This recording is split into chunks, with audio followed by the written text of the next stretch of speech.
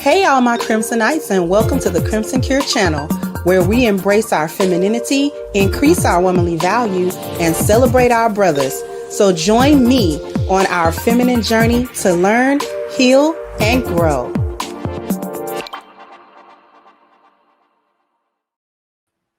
Hey there, my Crimsonites. How are we doing?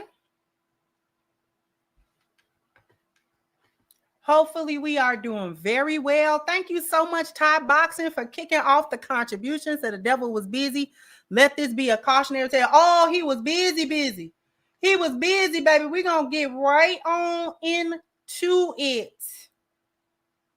Now, for those of you who don't know what, because this is like a case study, depending on how today goes, I might do a part 2 to it. But this is a case study, and I want people to understand why I'm going over it, because when women are emotionally stunted,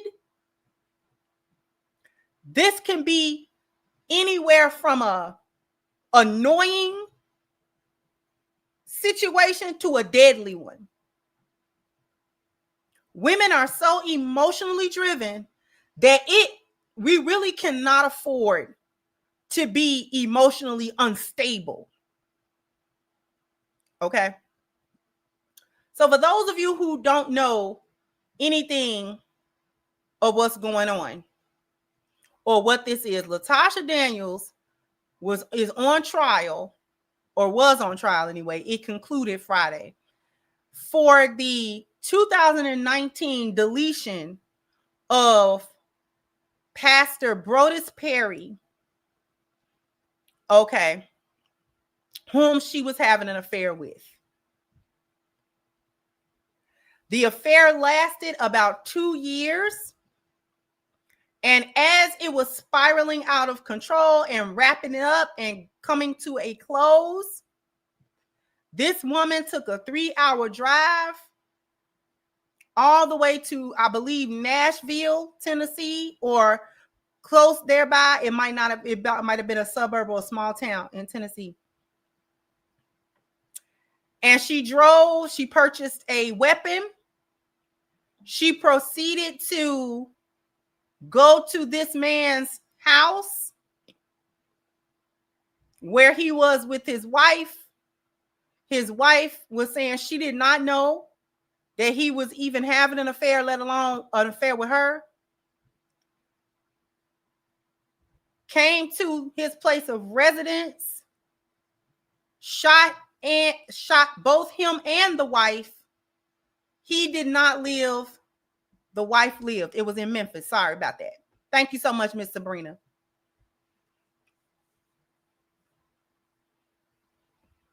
So the wife ended up surviving the attack.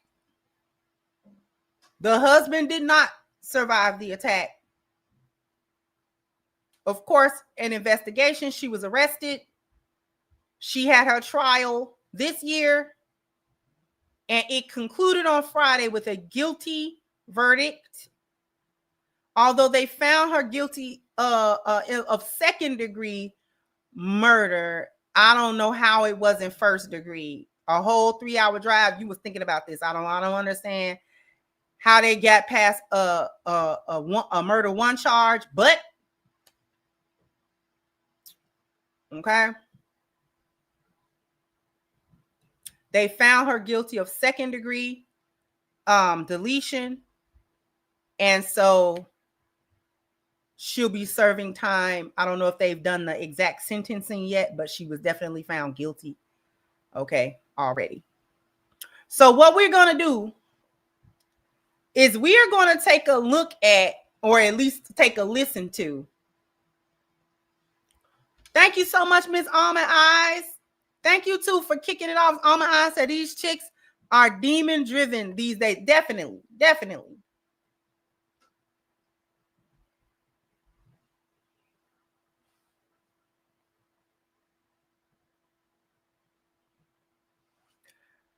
That sounds about right.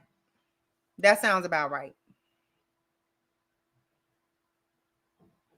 They do.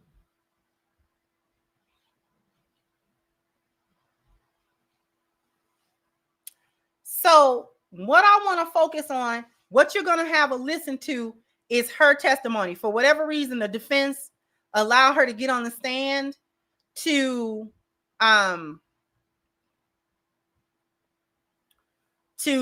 testify in her own defense.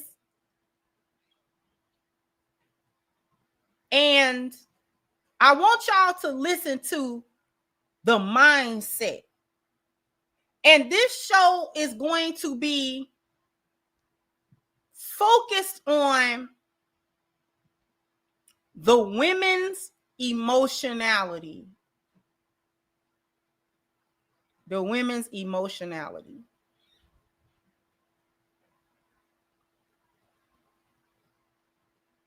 Okay.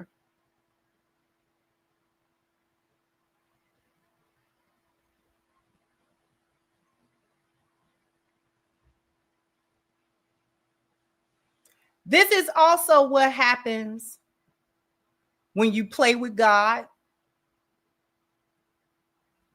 when you play with spirituality,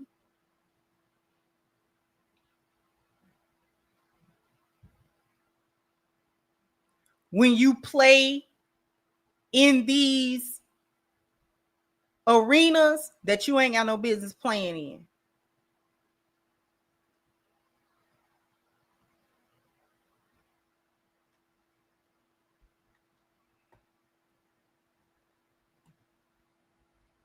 I don't know if I believe that accident story, Miss Sabrina. And the reason why I don't believe that is because she was grinning and skinning in that woman's face and sleeping with that woman's husband. This a bunny boiler. That wasn't no accident. She was trying to take that woman out. She just was. I don't believe she was sorry. I don't believe that she felt any type of, you know what I'm saying? Nope. I don't buy her little story about that. A bunny boiler. You know, Fatal Attraction, the original Fatal Attraction. And that man's wife came home to their little pet bunny was boiling in a bunny boiler. A bunny boiler. If you ever watched the original Fatal Attraction, the one with Glenn Close and Michael Douglas was cheating on his wife with Glenn Close. Glenn Close was a fatal attraction. She didn't want to let the affair go and this, that, and the third. His wife did not know nothing about all of that. And Glenn Close was getting so crazy as to where she broke in them people's house. She kidnapped the baby. She broke in them people's house, took that baby's little pet bunny, and put it in a pot. And when that woman came home, she seen that little bunny boiling in that pot. And she didn't know what was going on. Come to find out, he had done cheated with old girl and she couldn't let it go.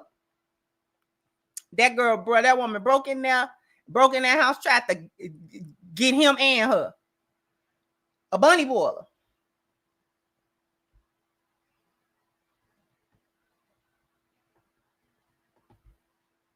This is a bunny boiler. So we got a bunny boiler that we're gonna listen to. This here is the bunny boiler.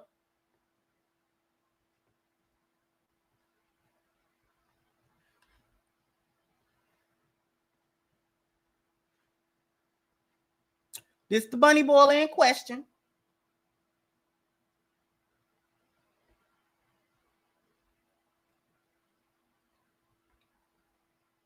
And so we're going to give it a listen. Of course, I'm not, the copyright, blah, blah, blah, blah, but we will be able to hear it. Okay. I wish I could just watermark this thing. The wig, baby, that wig. Highway, the wig. Did you see this wig? With the glue all around the edge. This is a hard wig here. Listen. They gave her this wig out of commissary. This wig came out of commissary. This a commissary wig, y'all. This a commissary wig.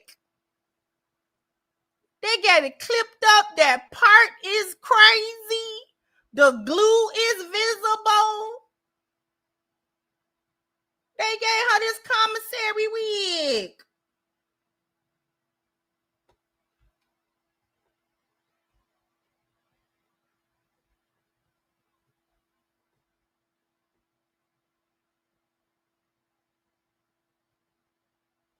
Yes.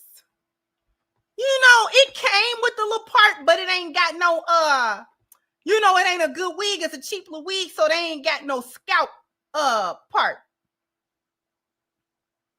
And so she got to swoop it because it's supposed to have been a side part.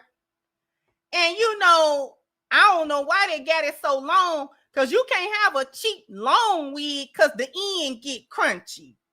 The end get crunchy. Okay.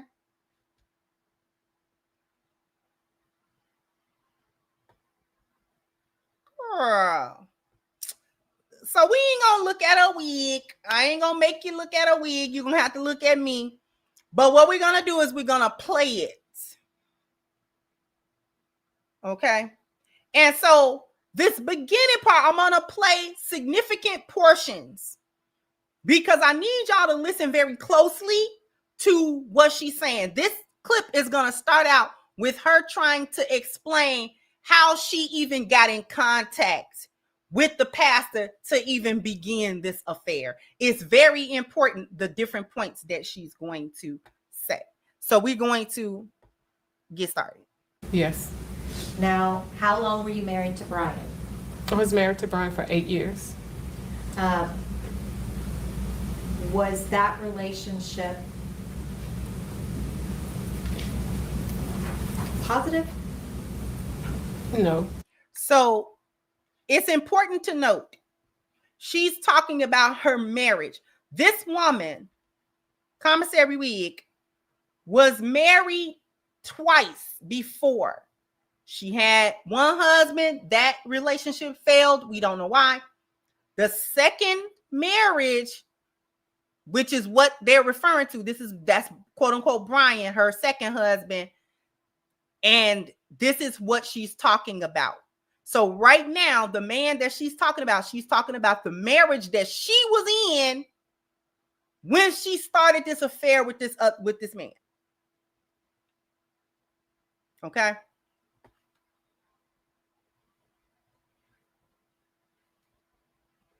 So we're gonna listen.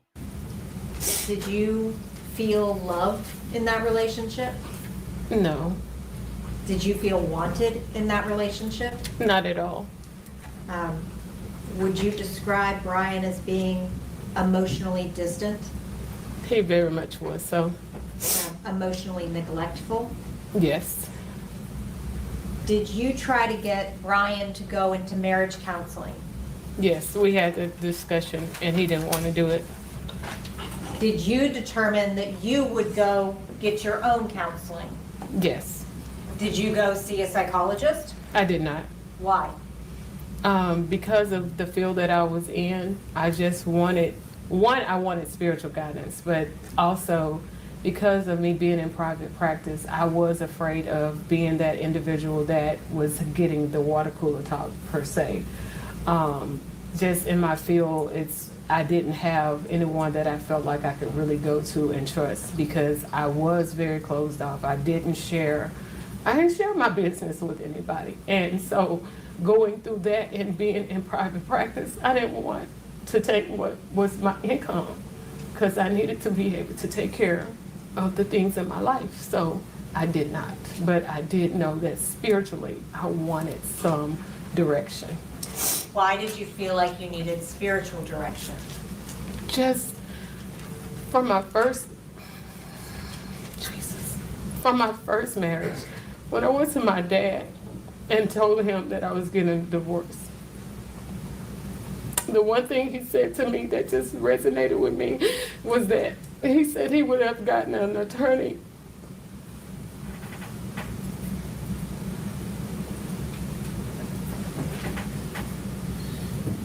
I'm taking away my children, but it was all just like, I just felt like it was kind of like a punishment from God. And so I just didn't want to be in another failed marriage. I just didn't. Now, this was an important point.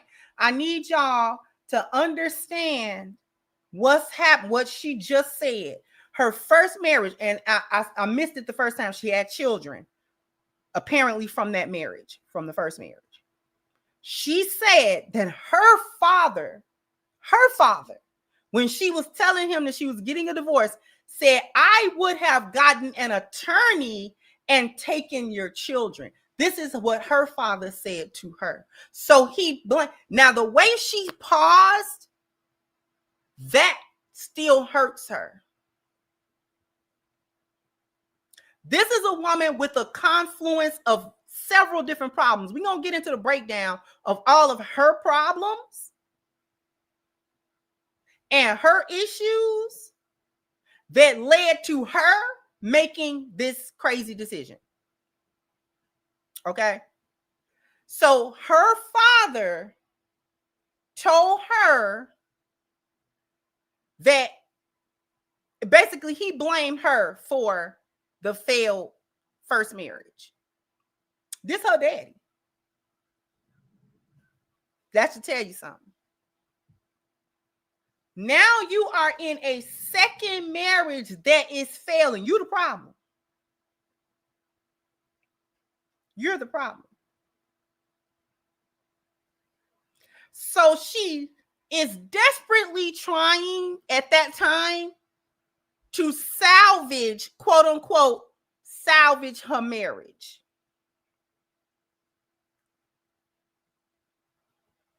So she decided, this is key, she decided to not only get some type of counseling through like a psychologist or therapist, but to go somewhere where there would be a spiritual component to this counseling. Keep this in mind. This is important. We're going to continue. Dad, consider it your failure that you got divorced? Yes. Did you seek out spiritual counseling? I did. Now, I want to talk to you about St. Mark's, okay? Okay. Do you need some water? Yes. May I approach your honor? Yes. Thank you.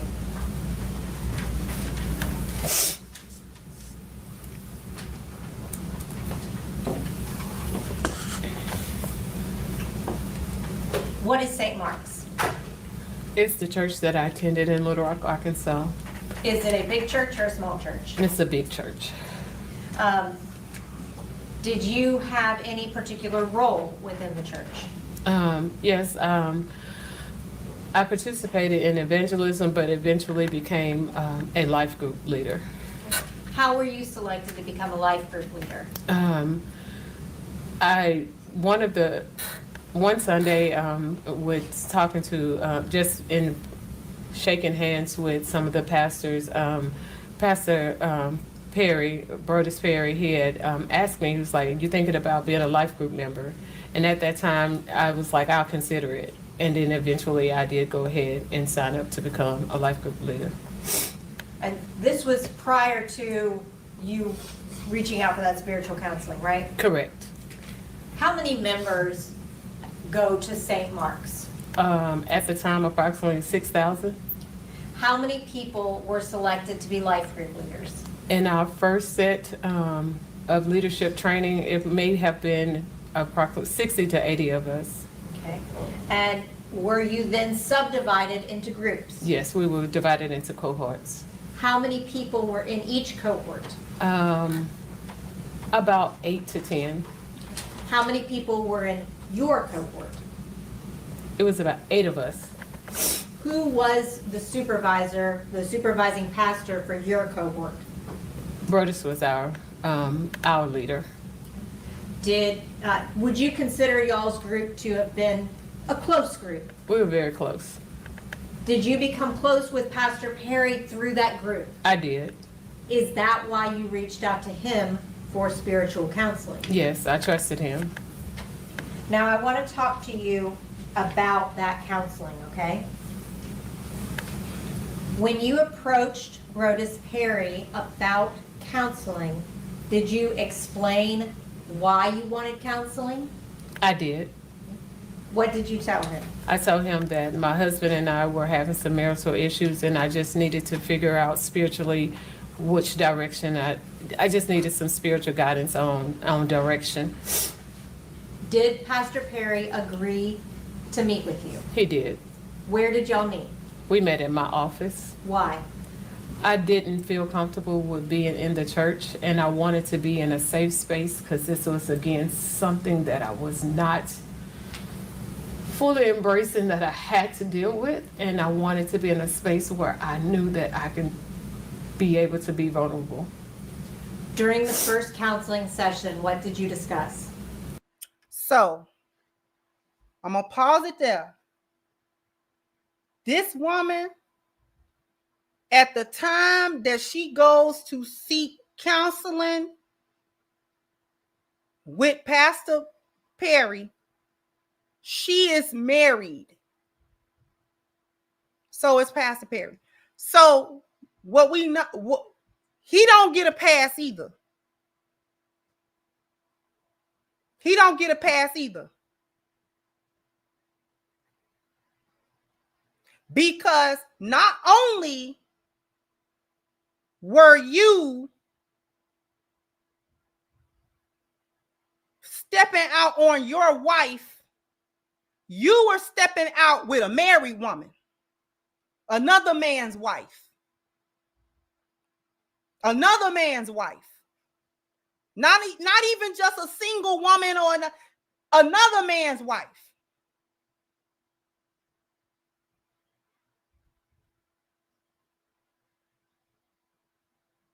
So that could have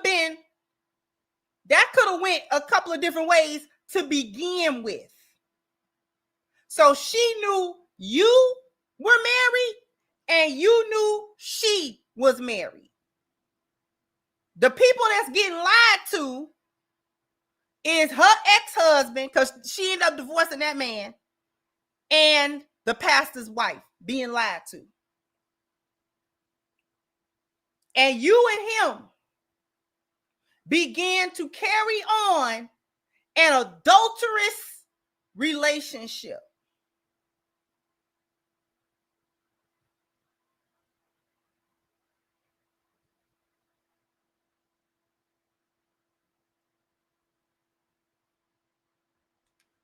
You in bed, not only are you in bed with another woman, you are in bed with another man's wife. I don't care what condition they marriage is in.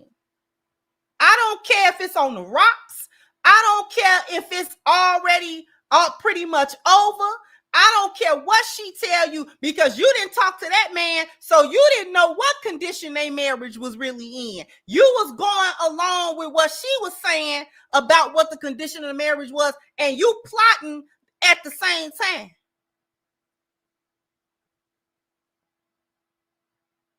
Now, what if he had been crazy? What if the ex-husband had been crazy?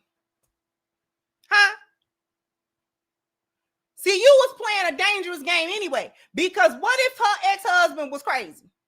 What if he said, if I can't have her, can't no man have her, and found out you was clapping cheeks and came to clap you up? What happens then?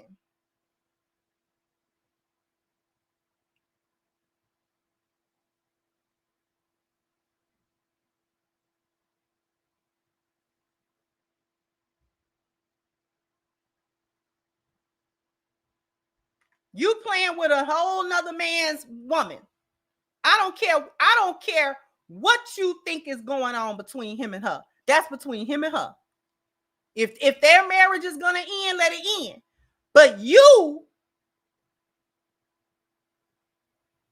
don't need to be involved.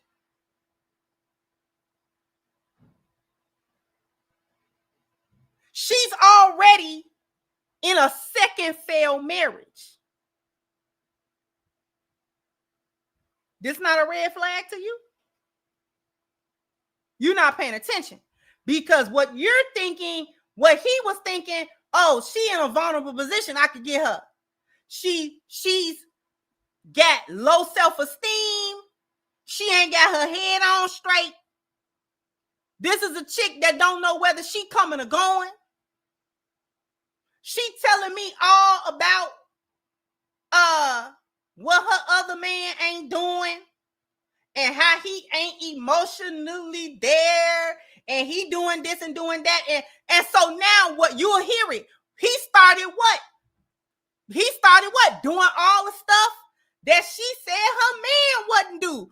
All the things that your man won't do. I'm gonna do all the thing. He doing all the things that your man won't do, baby. He finna do all the things your man won't do. So everything that she done came to him to tell him about how her husband ain't doing this and that.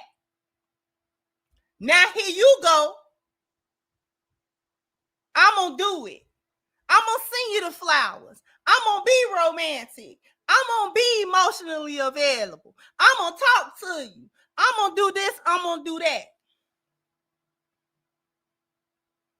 You should have known she was a dirtbag anyway, because she came to you, quote unquote, for counseling, but she finna cheat on her husband with you.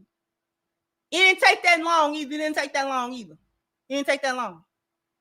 You were here. It was just a couple of sessions, just a couple.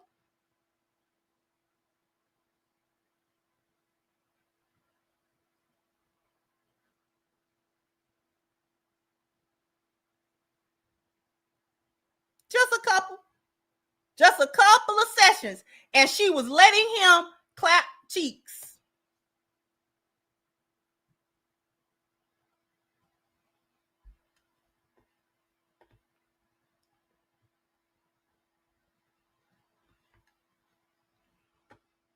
You will hear just how much delusion she was in. We have just touched the surface, not even really barely. But what we do have to do is take a much needed break. So after these messages, we'll be right back, because you need to go to ashkicking.com. If you're trying to keep your skin looking and feeling its absolute best, then you need the body butter on the screen right now. I'm here to tell you, this is some of the best body butter on the market, period. The link is pinned to the top of the chat, ashkicking.com. All right.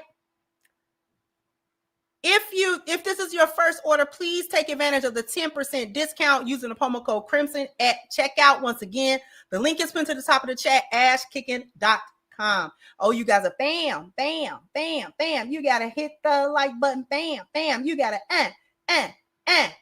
go ahead and hit the like button. Thank you, Successful. I don't know if I said, oh yeah, I did. Thank you, Almanize. Thank you, Successful MD said this is a classic example of a Looney Tubi actor. She definitely Looney Tunes. Thank you, Box said Fatal Attraction, the Zeus TV edition. Exactly. And thank you, Mogul Maze, for your contribution. I appreciate you. I appreciate every contribution that is sent my way, and also the ones that are sent Cash App. I don't do the public shout out individually of the Cash Apps, just because y'all government names show up, and I want to try to avoid that. But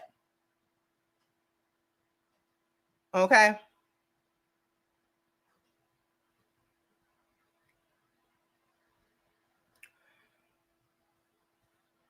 So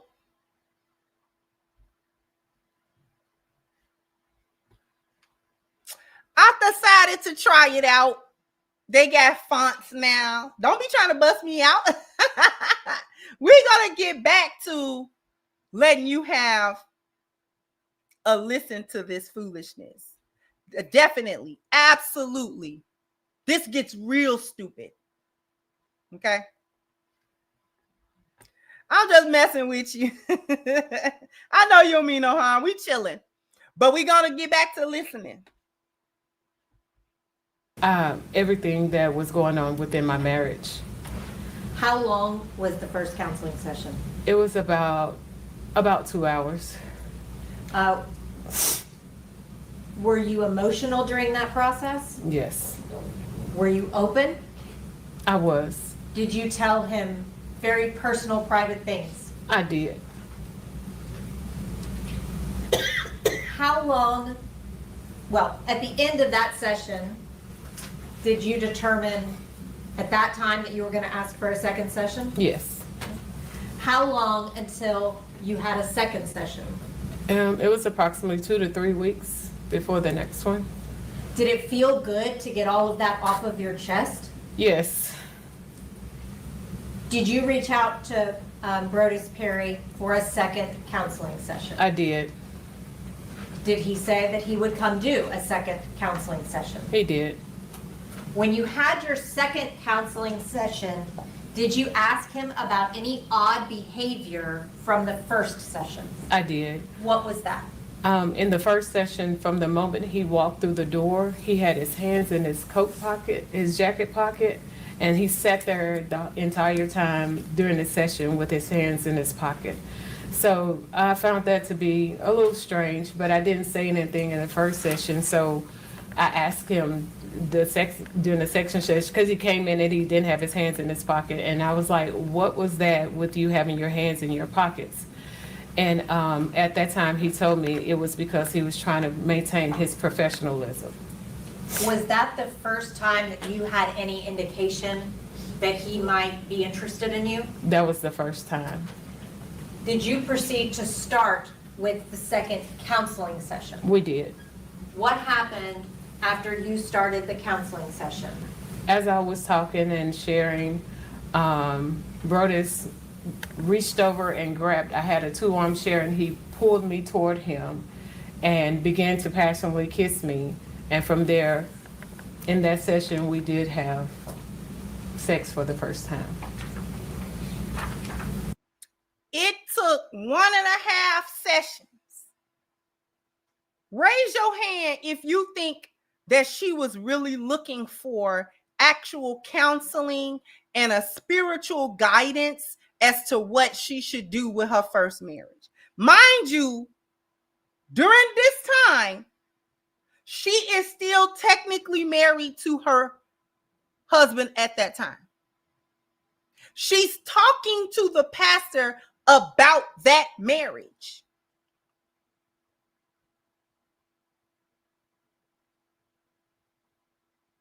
He ain't listening to a word she's saying because he's not interested in counseling her.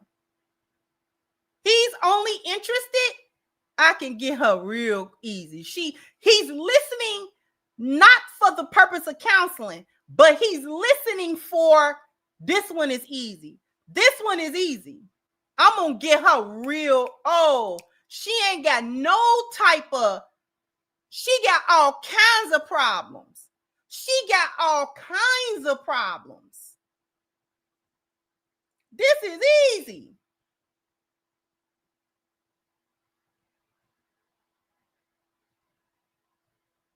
And it didn't take you but 2 sessions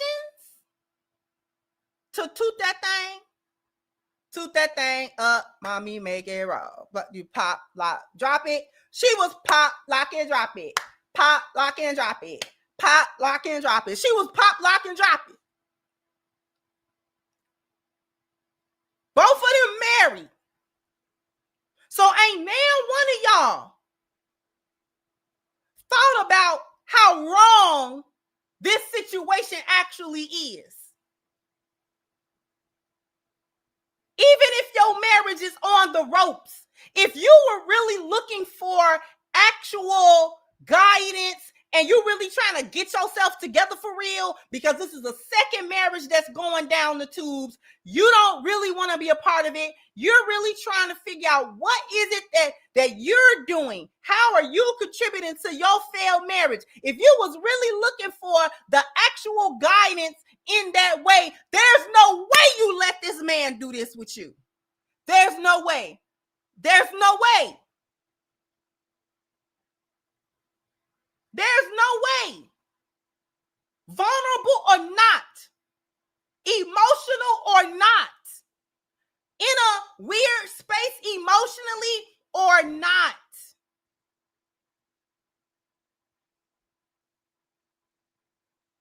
This is what we're going to start talking about, because that emotionality, see, I'm not giving that no credence. I'm not giving that no credence right now. because you walked into this with your eyes open. This man is married, whether you're married or not. And this ain't something that he dropped on you later on. You knew this from day one. From day one, you know.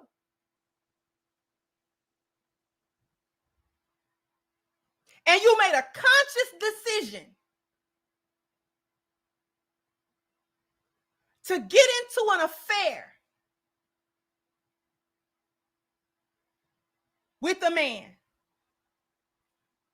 Could this be why your marriage is failing?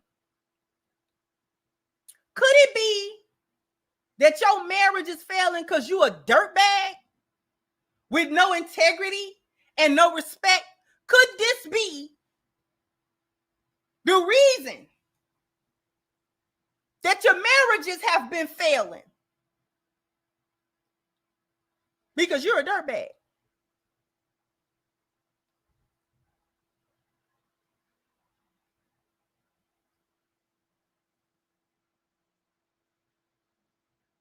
I'm not buying that I was a vulnerable. I'm not buying that. I'm not buying that at all. She can miss me with because she was 40 years old. At the time that she pulled that trigger on that man in 2019, she was 40 years old. So you ain't no young spring chicken. You ain't no gullible little girl.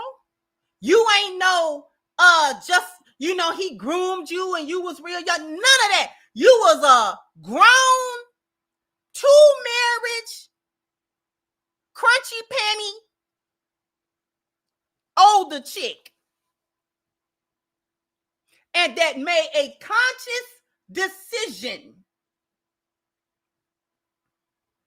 Because just like he can look at you and tell, I'm finna get them cheeks real quick, you looked at him and gave him the energy that made him feel like that. You gave him that energy.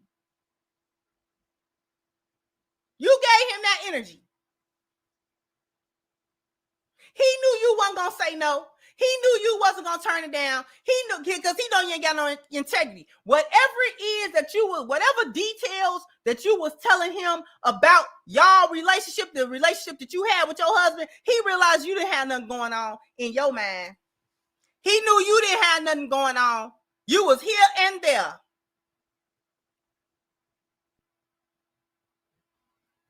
You was here and there, and here and there. You know where you was coming and going, but you certainly wanted to come. You did not know whether you was coming or going, but you did know you wanted to come.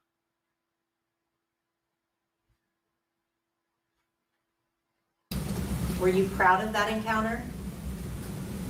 In hindsight, no, but at that time, he was giving me everything that I had been missing for a long time.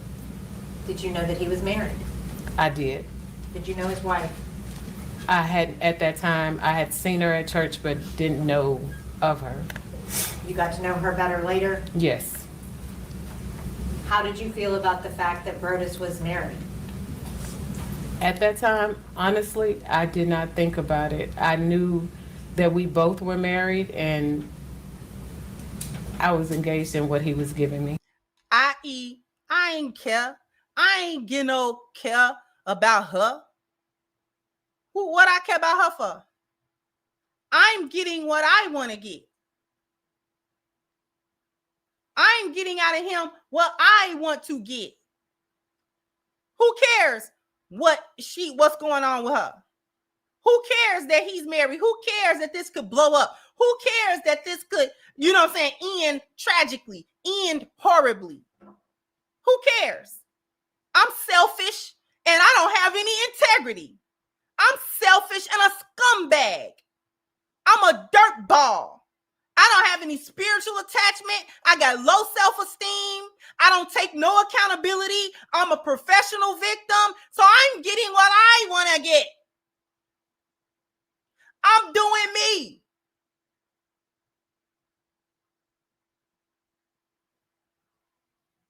So I don't care about that woman? What do I care about that woman?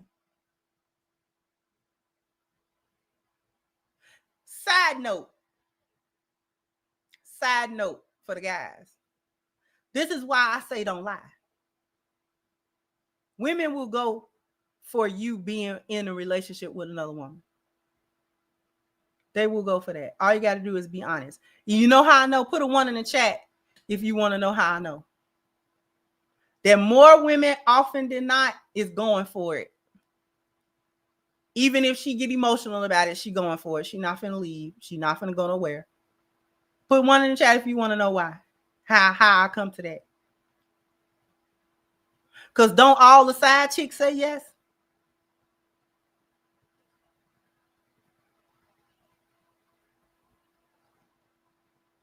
Tell me I'm lying. Don't all the side chicks say yes? All the side chicks that's going to be side chicks say yeah. And why do they say yes?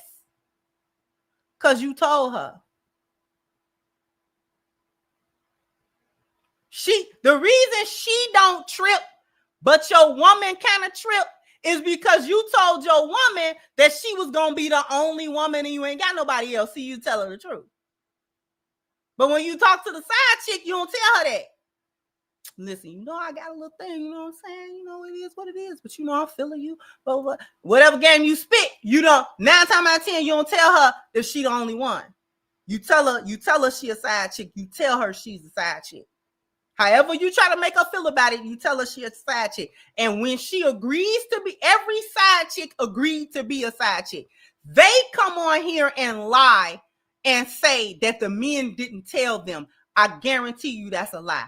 90% or better times the men tell her she a side chick. They lie on this app. I ain't know he was married. Yes, they do. They absolutely know. They absolutely know.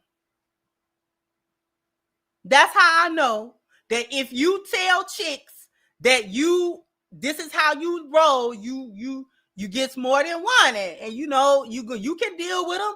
You can deal with them. You know what I'm saying? You don't have to treat them badly or anything like that. You're gonna treat them good. They your women.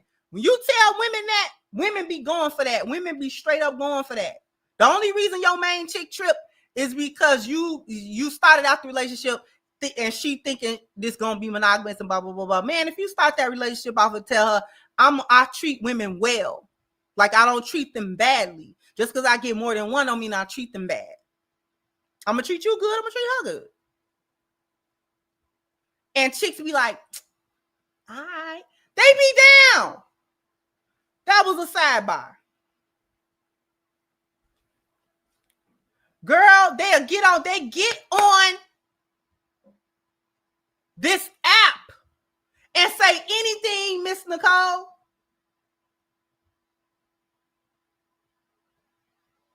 I ain't know he was married. He said he was separated. Like you said, you gotta be married to be separated. What you separating from?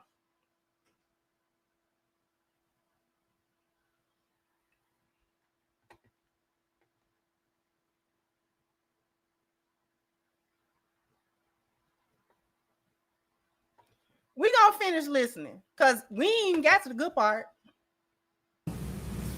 Had you had any attention like that in a long time? No, I hadn't. Had In you years. had any emotional attention? Not in years. Physical attention? Not like that. No. After your counseling sessions, did you end up getting divorced? That was in February, and I did end up getting divorced in December of that year. That's when it was finalized? Yes. And did Pastor Perry encourage you to get divorced? We talked about it, and there were times whenever we would be on trips, he would make mention of, oh, we can't do that until you get a divorce, or we can't do this until you get a divorce. Miss Jaleesa, the way she gonna try to act like a victim is mind-blowing. Y'all really gotta listen. The way she gonna try to act like this was some type of coercion or victimization. Oh, baby.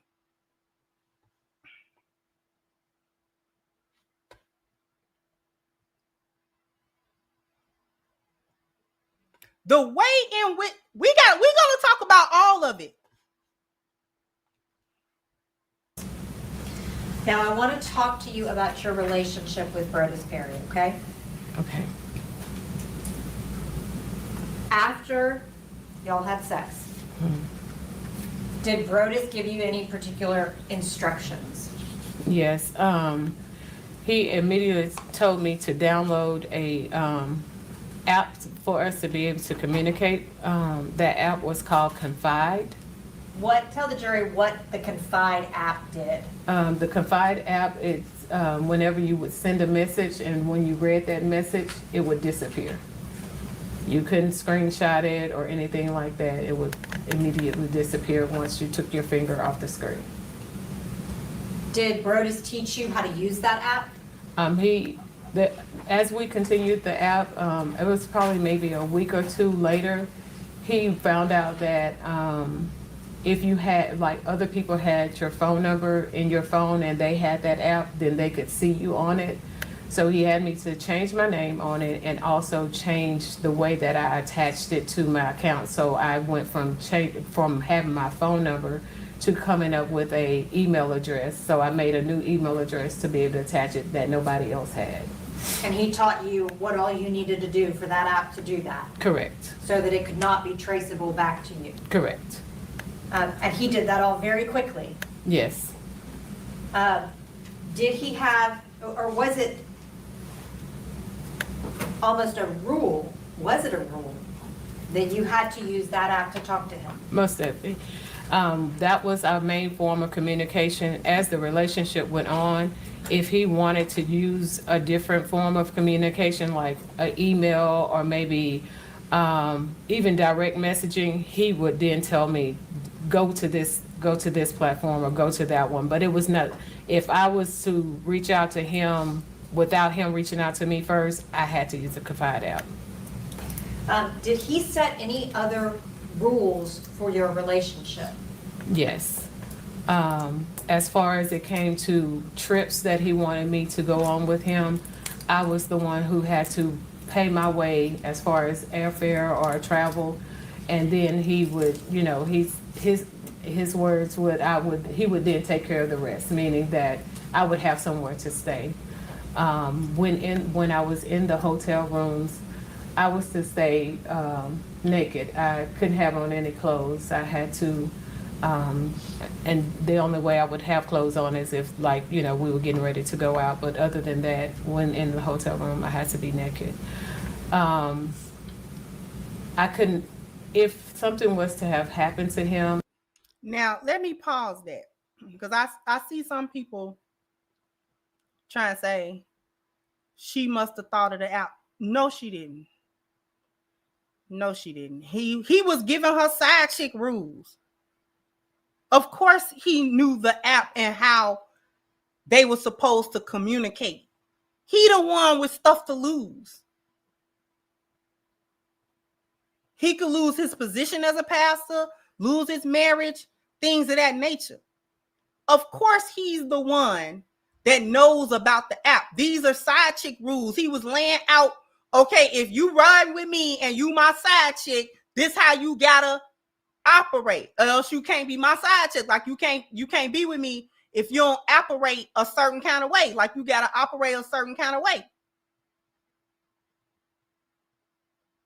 So if you don't want to operate this type of way, then you got to get away from me because I'm not going to allow you to be calling my regular phone on the regular line and texting and all that kind of stuff regular because screenshots can be taken. You can save these recordings and all that kind of stuff. So I need the protection of certain things to prevent you from being able to hold things over my head.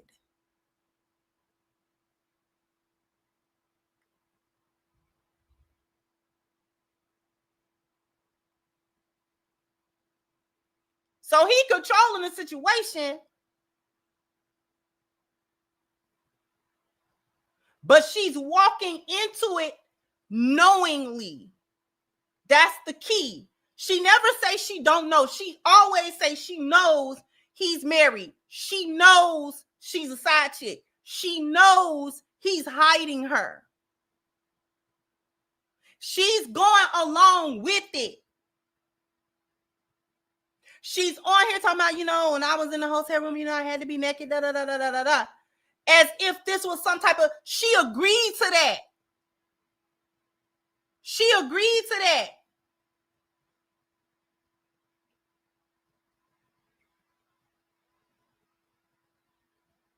She's going to tell you how, to the extent that she was going along with everything. Like she was going along with it. Now she gonna try to act like it was like he was manipulating her with it, but no, she was going along with it. She, you know what I'm saying? Like she wanted to be the side chick. She wanted to be with this guy. She had already divorced her husband by this time. So she's exclusively with this guy, knowing that she's a side chick. So she playing her position, so-called. She, quote unquote, playing her position. He got her, you know what I'm saying? You go here, you go there, and she geeing for it. So she like, yeah, this how we gonna do it.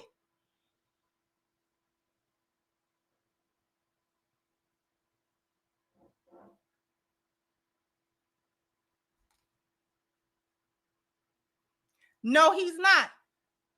But the point is, he wasn't somewhere working righteousness, and this all of a sudden befell him. So I know it's popular that men are always right, and men don't never do nothing wrong, and they never, he's a passenger in his own life as well. Nothing was happening at his direction or anything. He doesn't know anything. That woman just came from nowhere and shot him. We know.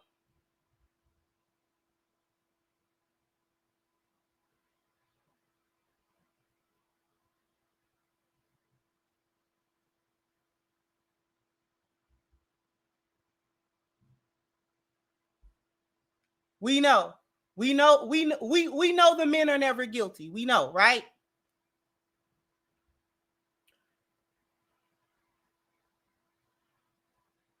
We know the men are never guilty. We know that they're never doing anything that would bring anything to them.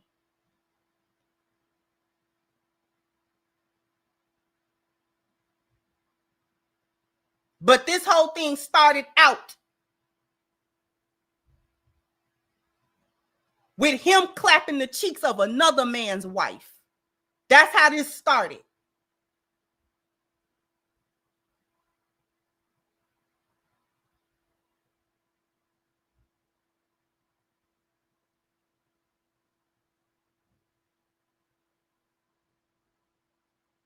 That's how this started.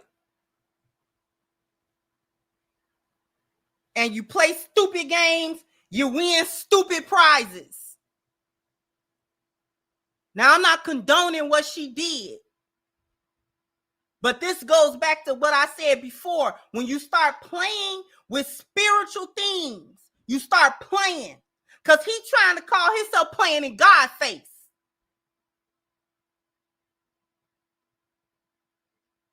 While he's trying to play in everybody else's face, he called himself trying to play in God's face. Who face you really playing in? Because you want to be in front of a whole flock of people trying to talk about God. And trying to talk about who, you know what I'm saying? You call yourself, you preaching the word. What word you following? Who word was that? Who word told you to clap the cheeks of another man's wife? Who word is that? Where, what verse of the Bible is that? That you can screw another man's wife? Where?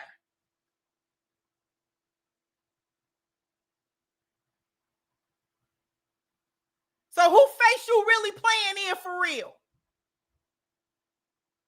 This go beyond, you know what I'm saying? Well, I got a bunch of women and this, that, and the third. No, you trying to call yourself playing in God's face. And God don't play that. Just like she reap what she sowed. She sowed iniquity with that man, and she finna reap it.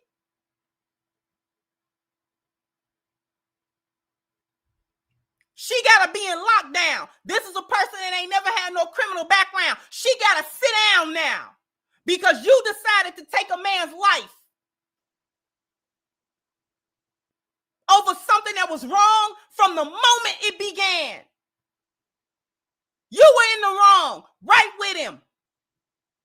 So you had no right to be angry with him when you were wrong.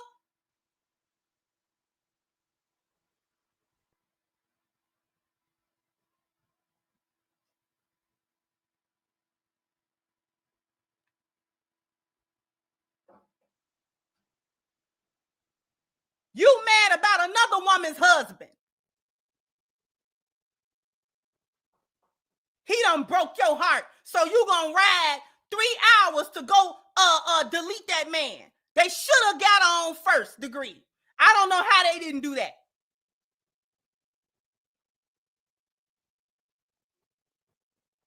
She should be sat down for life.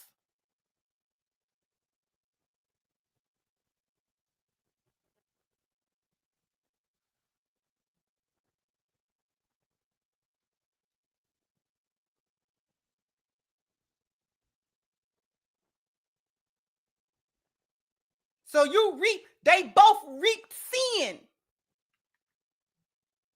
It was wrongdoing from the moment that it started.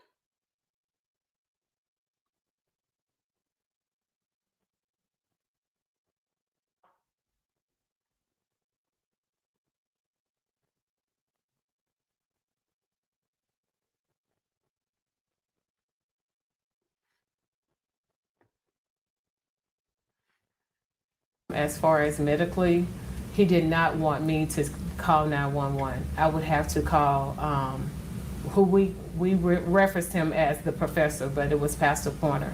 I would have to call him in order to get him emergency attention. He said verbatim lots of times, do not call 911. Did he add any rules? We know why he don't want her to call 911, right? Because if there's a medical emergency and she's the one that calls 911 and he have to be in a hospital, guess who getting called? Guess who getting called? His wife.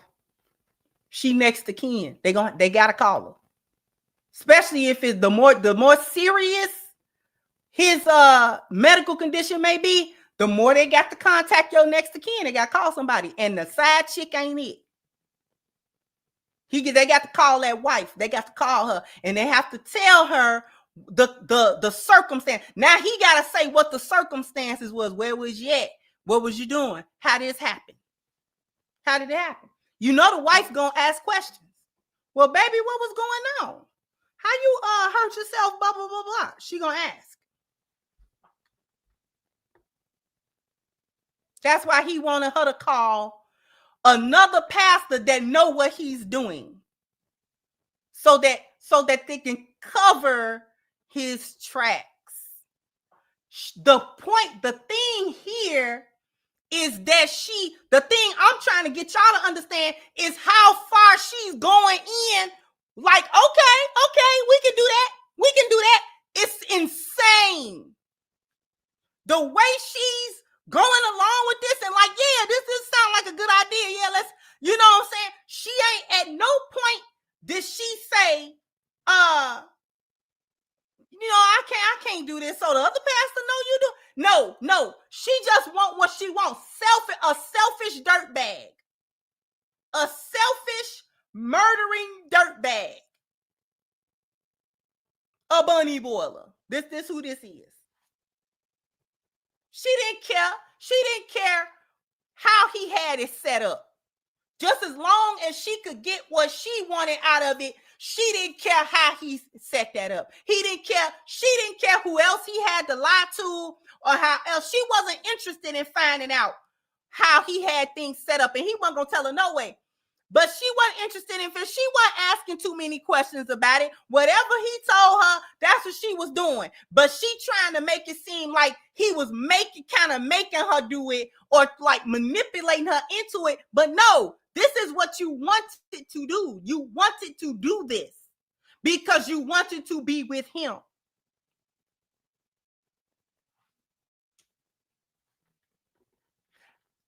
Because folks that do this kind of stuff always overplay their hand every time.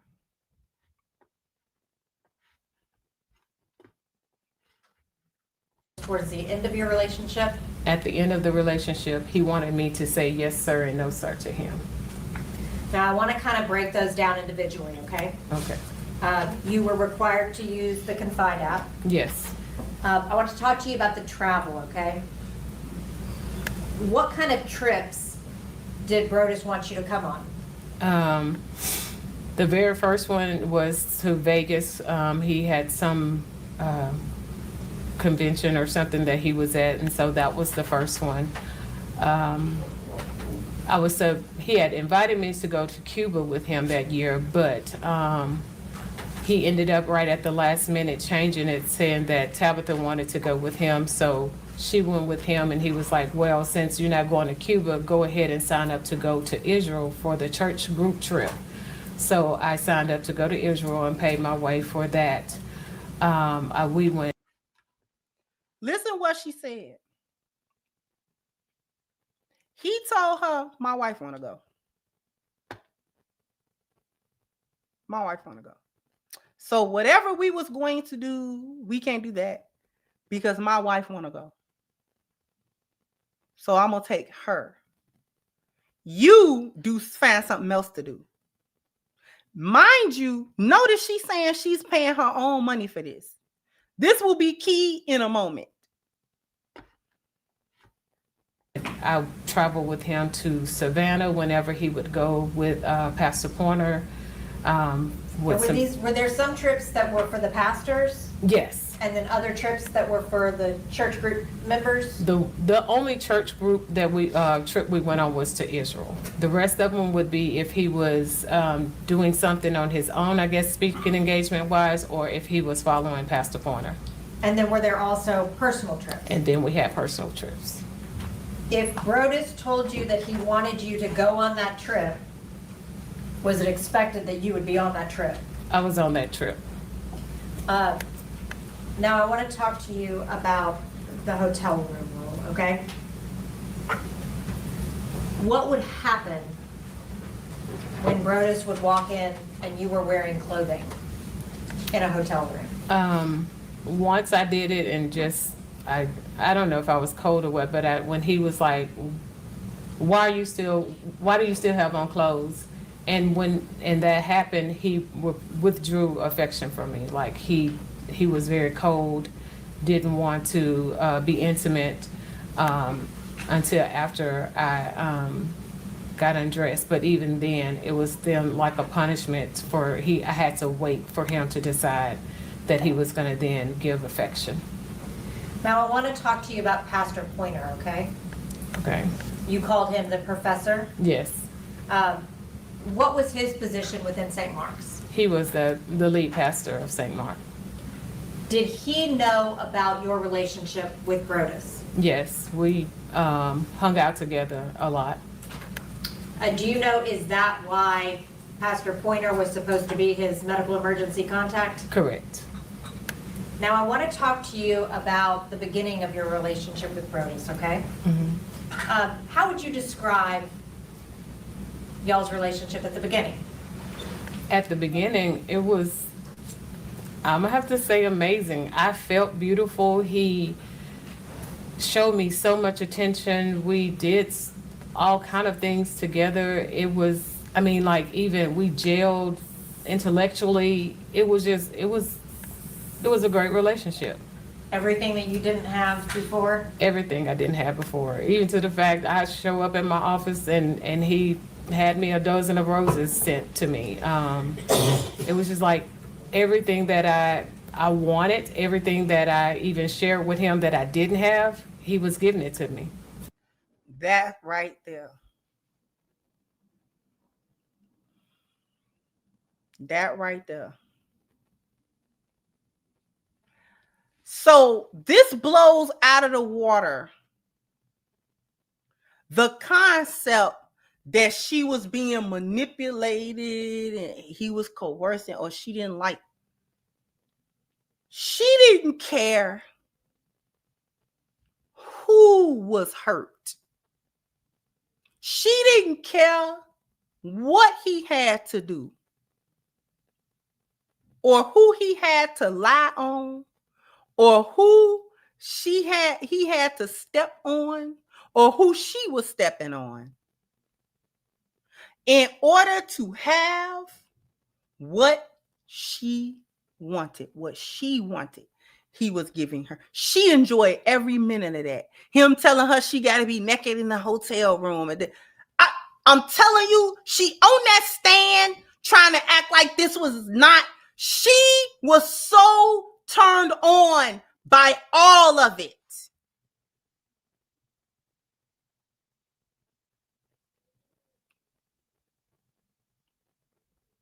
Every instruction he gave her, every time he would tell her this and that, to do this and that, and she enjoyed all of it. She wanted the attention. She wanted the time. She wanted whatever little money. She was spending her money.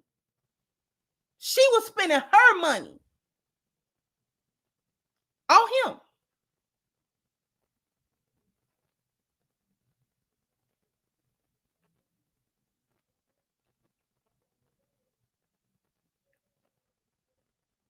Whatever time she could get out of him, whatever attention she could get out of him, whenever he spared for her, she was ready to roll.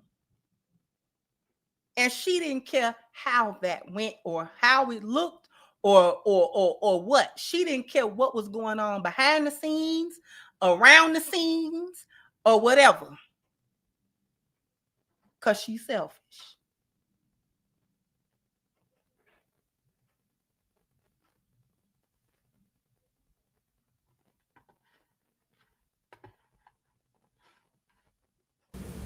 Did you also give him things?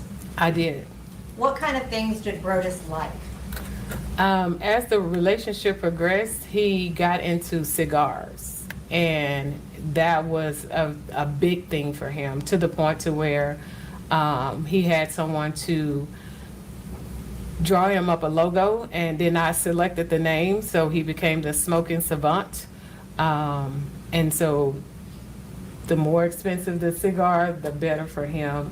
Then it went from cigars to bourbon, and he had to have the best of the bourbons. Did you buy him the best of the bourbons? Yes, I did. Did you buy him the best of cigars? I did. Did you buy him other things?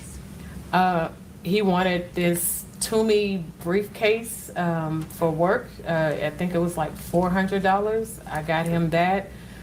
He was working out, and so he needed more workout clothes, and so I purchased him like $400 worth of gear and Nike gear. There was a time when he wanted to redo his closet and get some things organized, and I bought all the organization things to make sure that whatever he needed, I did it so that he could be good. Did he also She bought organizing for a closet in a man's house that her name wasn't on. Side note, 2 side notes. First side note.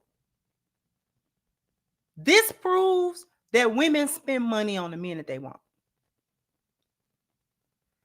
They get on here and cap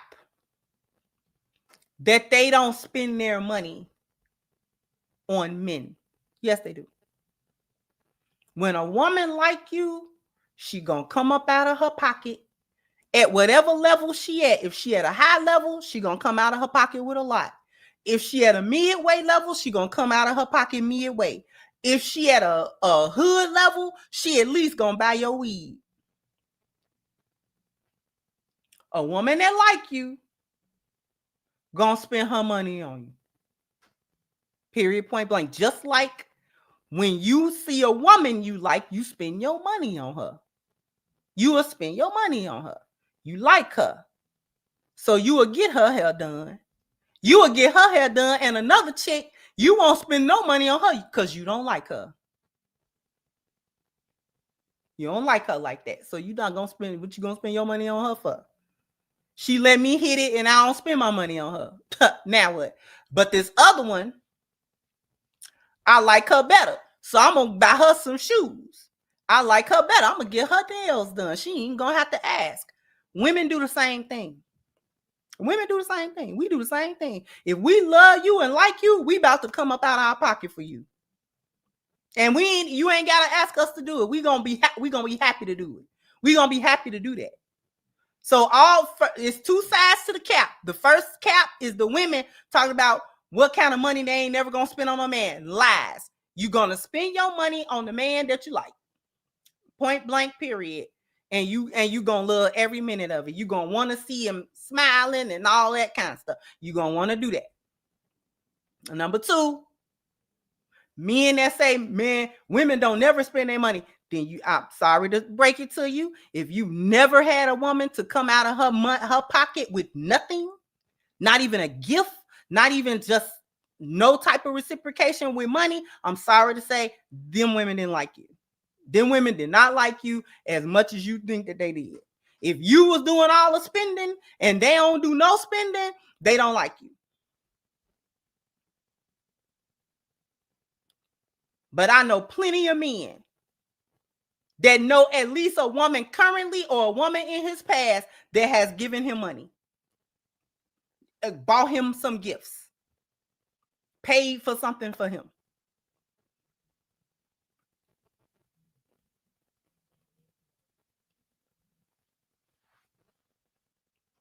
Women is out here taking care of men, full stop. Stop believing the internet rhetoric. They're lying about what they're not going to do for a man and how much money he got to make. Lies. They're out here, and all of the men are not like pookies and jailbirds either. They be out here straight up paying. Like, oh, you need some money to go to work? Sure. You need some money to da-da-da-da? Sure, I got you. Women will do that. Women will absolutely do that. Absolutely, they will do that. The men testifying, the women too.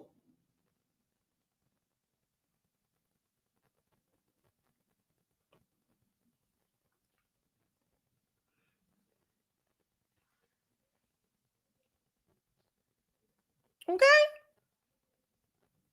They be buying mics, PlayStations, Xboxes, the games for them, all kind of stuff.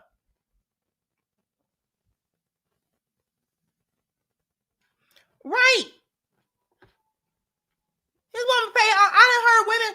I done came up. I spent my whole 401k to help him get out of debt. Women do that. Women do that.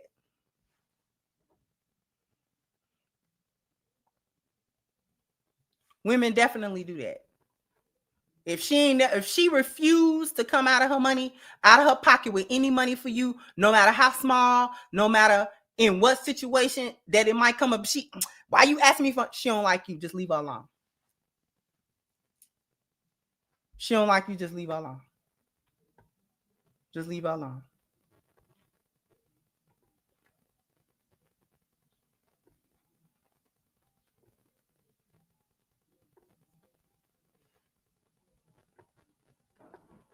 So it's cap. The other sidebar, the second sidebar. If she was as submissive to the husband whose marriage failed as she was to Pastor Perry, she would have been married.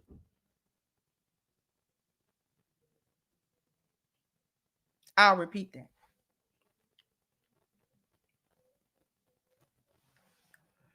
If she was as submissive and dutiful and grateful to her husband as she was to another woman's husband, she would not have been divorced. That marriage would be flourishing right today. and she would not be sitting in a jail cell miserable because she done took somebody's life over some foolishness. Over sleeping with a man you shouldn't have been sleeping with to begin with. If you have been listening to your husband the way you listen to this Negro, that ain't have nothing for you but hard D and bubble gum and oops, fresh out of bubble gum. If you have been listening to your husband,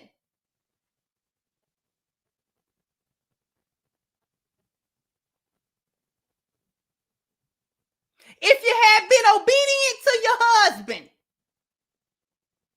if you have been submissive to your husband to the letter, when your husband said, baby, why don't you do this? You had a bunch of lip for him. This side dude come up and say, be naked in the hotel room. And you trying to make sure, girl, what? What? What? Your husband couldn't get this kind of obedience? And he was trying to build a life with you, done took you down, the aisle from your first marriage. You already had a marriage with kids in that marriage. He came to you, trying to make you an honest woman, live in honesty with him, live in righteousness with him, build a life with you, co-mingling the funds, helping you raise your kids, helping you do this and helping you do that. He asked you for something, you screw your nose up. You got a lot of mouth for him. You don't want to do it. He don't do this. He don't do that.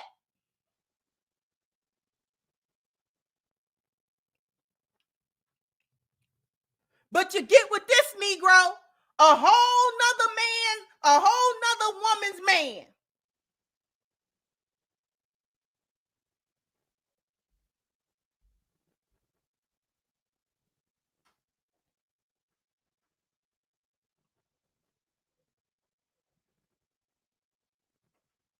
And you do everything he say without question.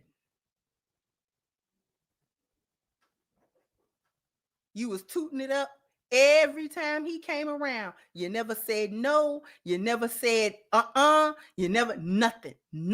You just did whatever Pastor Perry told you to do.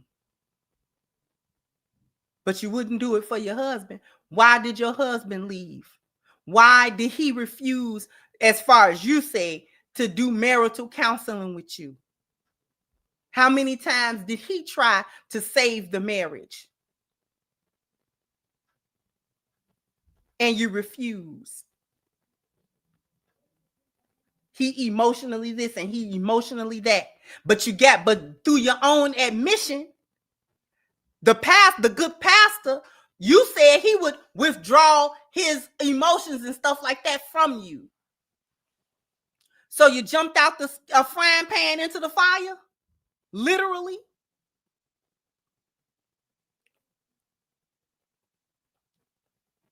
From one man that you said was emotionally withdrawn to another man that emotionally withdrawn? That makes sense to you?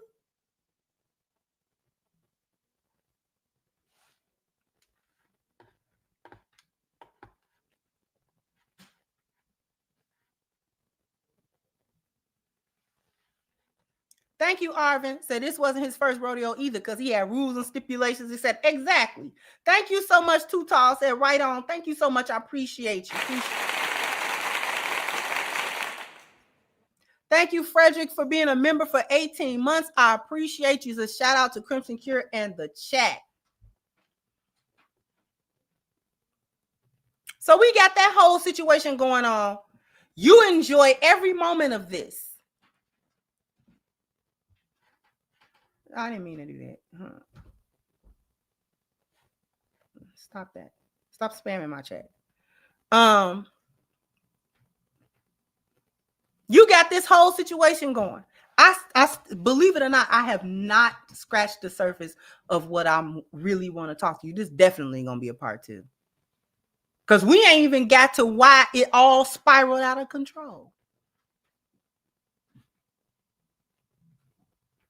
I need y'all to hear it. expect you to do that? It got to a point to where it did become an expectation. At the beginning of your relationship, at some point, did Tabitha go to Florida? Yes, in 2017, it was around, I think, October. Brody said that he had sent Tabitha back to Florida and that they were separated. He said that he just needed, he was feeling this urge of, he had this thing of saying that he was always wanting to be single. He never knew what it meant to be a single man. And so in that instance, he was sending her back so he could explore that to some degree. Did he indicate to you that they were separated? Yes. And you believe that foolishness? You believe that? Any dude that's married and get to talking about he's separated, he is not separated. He not. No, he not. And me man, what his marriage is doing. If he ain't left that woman, he ain't about to leave that woman. Because he would leave her whether you was there or not if he was really about to leave. You was neither here nor there. Even if you here and there.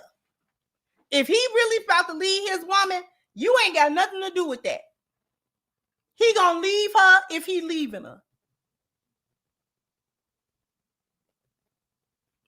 How many times is y'all gonna fall for the banana in the tailpipe as stupid side chicks? Stupid side chicks. That man ain't going nowhere from that woman. Why would he leave that woman? She ain't doing nothing to him. Why would she leave? Why would he leave that woman? That's just some foolishness that he telling you. For what? I don't know.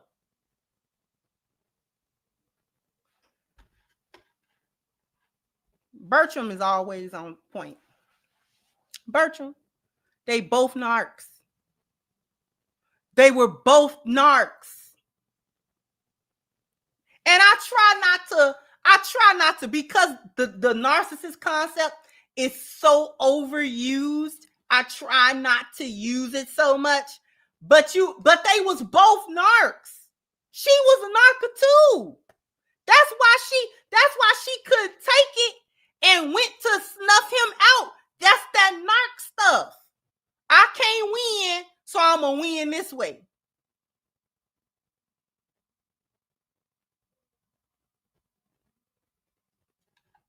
I'm gonna take you out because that's just the way it's gonna be. It didn't go my way, so it ain't gonna go no way.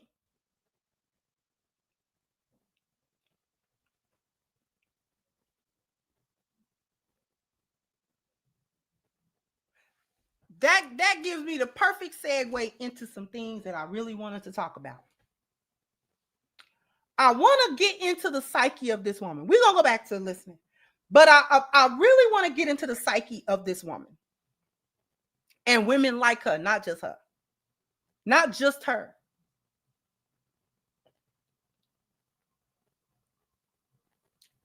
Let me first start off by saying women are too emotionally driven. So therefore, we cannot afford to be emotionally unstable.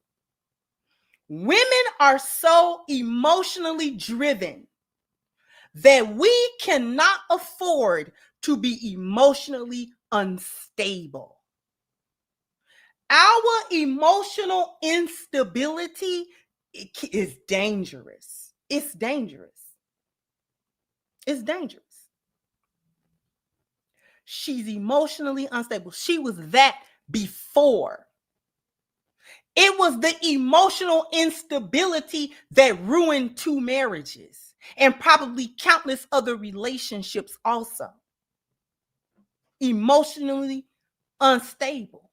I'm going to get into what I mean by that, because I don't mean she got a mental problem. I'm gonna tell you exactly what I mean by that. You gotta watch out. for women like her, because too many things have come into play. Because she wanted to say that the husband, the second husband, had some emotional abuse. Her father blamed her for those failed marriages. Her emotional instability was dangerous. It is a dangerous and highly negative situation when women don't process emotions properly, never overcome trauma and distress, see no value in themselves, have an inability to validate themselves as people. Furthermore, this inability to validate themselves as people is directly caused by a lack of proper spiritual attachment to God. So everything she tells herself or thinks about herself is riddled by lies that she tells herself, and then the actions that are based upon these false beliefs. Did you need me to say it again? See, you got to be careful with women who have all of these things wrapped in one, not just one or two, but kind of all of them. She got all of them. She can't process her emotions properly. This is especially so if she's actually a narcissist. They don't process emotion. But let's throw that out for a minute. Let's throw away the narc deal for a minute and just deal with her. She don't process her emotions properly. She's the type of person that tells herself lies. This is very important. You have to listen carefully. She does not process emotions properly. This is why I'm always talking to women about processing your emotions properly. This is a hallmark of a lioness. A lioness is able to process her emotions properly. Properly meaning she can have insight, she can do self-reflection, and she is able to identify when she has contributed to her own issues, and she is also capable of taking responsibility and accountability for her actions.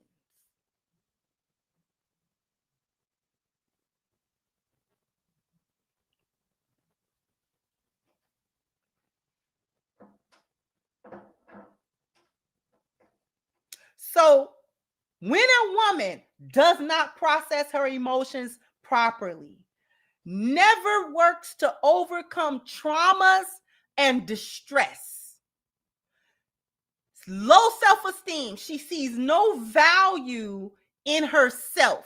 Her low self-esteem leads her to not be able to validate herself. So she looks for external validation and attaches too much emotion to the external validation.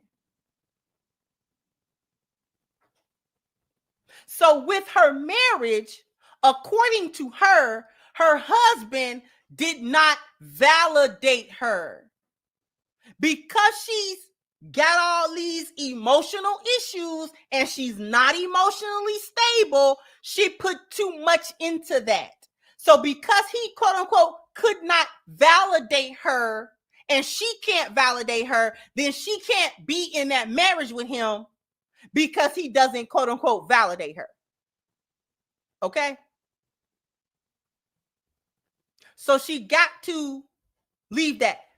It ain't no amount. It ain't no amount. It ain't no amount. You're right, TCW. There is no amount, because a woman that cannot self-validate, she can't even accept in good faith any man that compliments her or flatters her, or if he thinks highly of her, because she don't think highly of herself.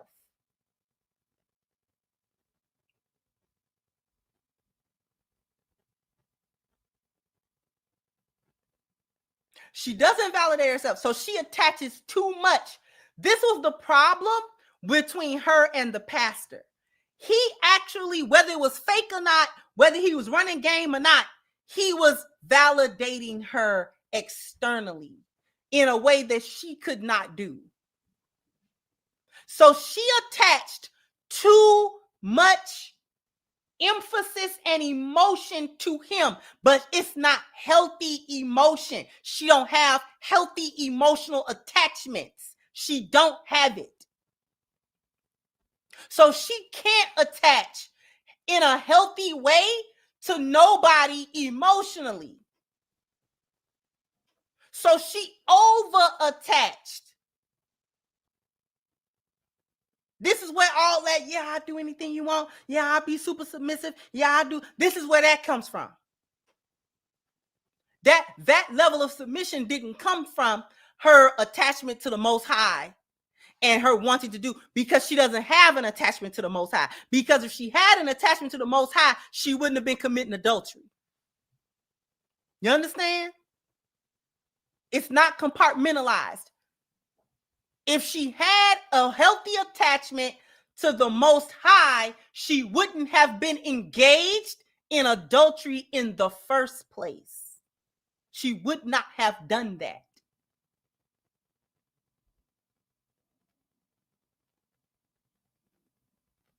So this is a woman accustomed to delusions and lies. She lived in a world of delusions and lies. So this thing with committing adultery, and he was lying, she lied to her ex-husband, all of that was normal to her. Because she lived in lies. These are the people that was supposed to be, he's supposed to be a pastor, and she was supposed to have a position in the church, like a life counselor, a life leader, or whatever she said it was. These are the people. Emotionally unstable people who do not believe in the Most High. In the house of God, supposedly, they don't even believe in him. They don't even believe. They don't even believe in the Most High at all. He's somewhere having sex with a married woman, and he married himself. And she's somewhere having an affair with a man, and she married.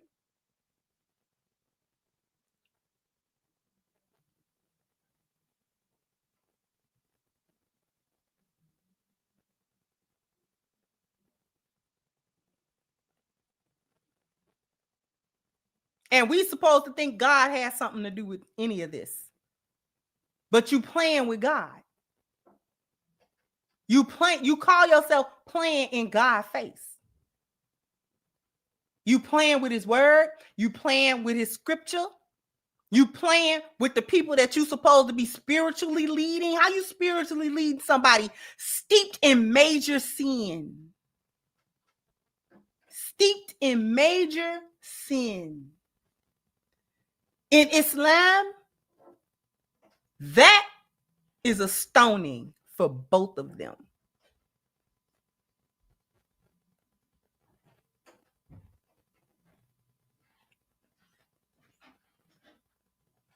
God is not playing. God is not playing with nobody. Thou shalt not commit adultery. He's playing? He playing or you playing? Who playing?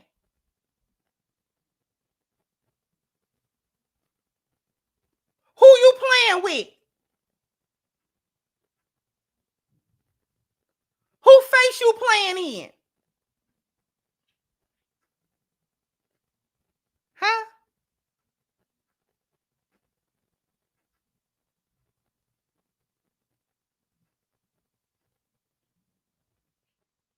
Who face you playing in? Because ultimately, and I'm gonna drop something that some folk might not understand and others may not like. Don't nothing happen outside the decree of Allah. Nothing. Nothing. He met that end because that was the end that he was running to meet, based on the decisions that he made that led up to it. She's meeting her fate in this life.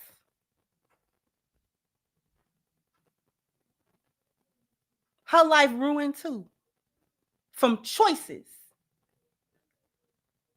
not haphazard. This didn't all of a sudden fall on them. They did this. They did this. They both together did this. And it ended tragically. It ended tragically. See, you don't get to play. You don't get to play with God and then dictate how the outcome should be when you done playing. You don't get to say, well, that was going too far.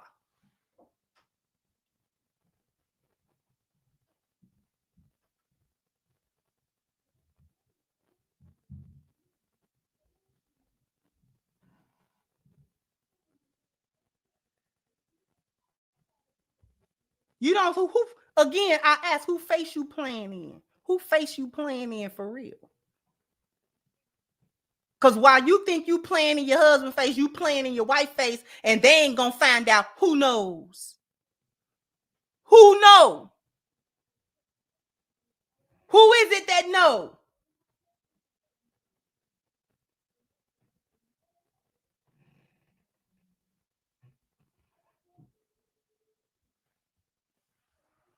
Who knows? Allah knows.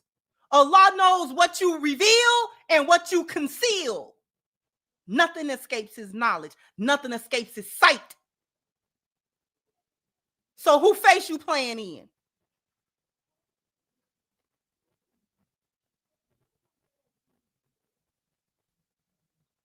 While you trying to justify and rationalize why you should have been able to do it, why it couldn't have been that bad, who face you playing in?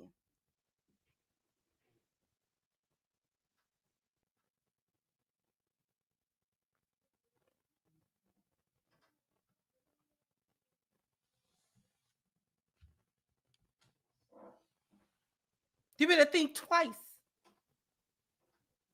Especially when you call yourself you a spiritual leader somewhere. You get up in the pulpit every Sunday and talk about what? What exactly? What are you telling the people?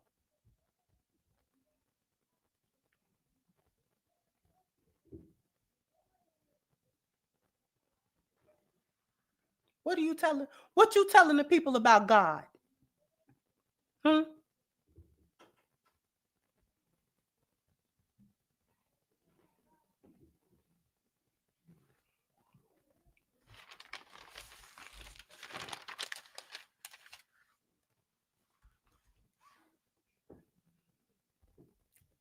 So we review, because I wasn't done. Her emotional instability.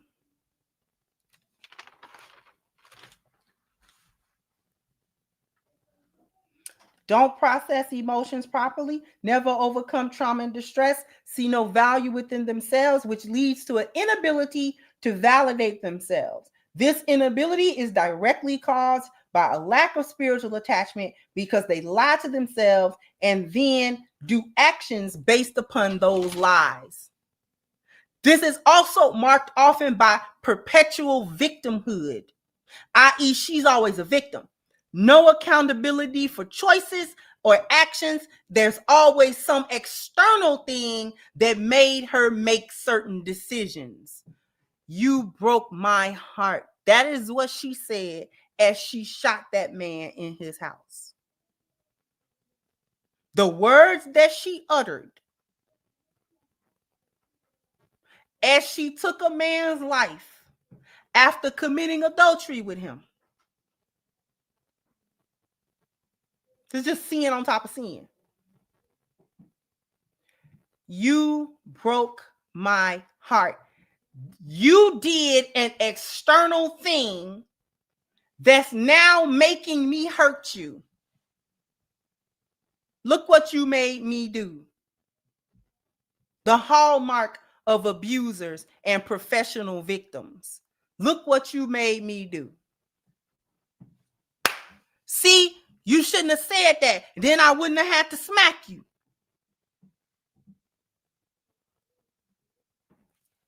You shouldn't have did that. And then I wouldn't have had to do that. Why you make me do that? The audacity to go somewhere and cry and shoot somebody and say, you broke my heart. What? Are you serious?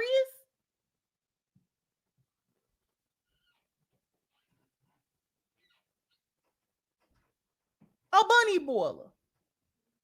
This a bunny boiler. What makes a bunny boiler? That's why I named off them things. Hopefully you were taking notes. I named off the things that come together as a bunny boiler.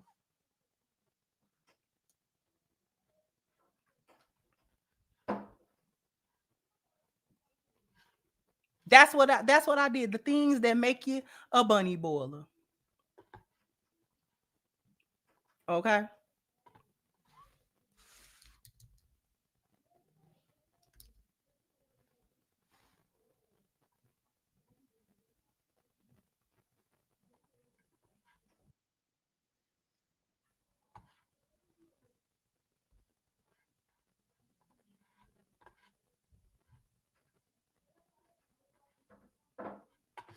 Things that make you a bunny boiler.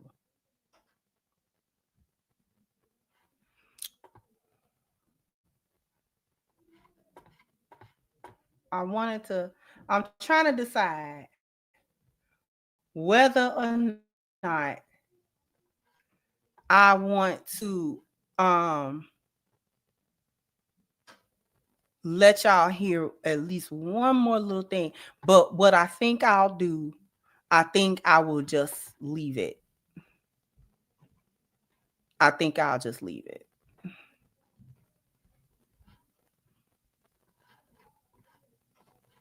I may just leave it.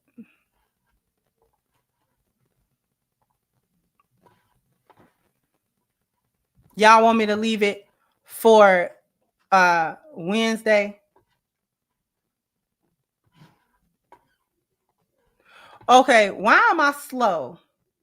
Oh, you want to keep going?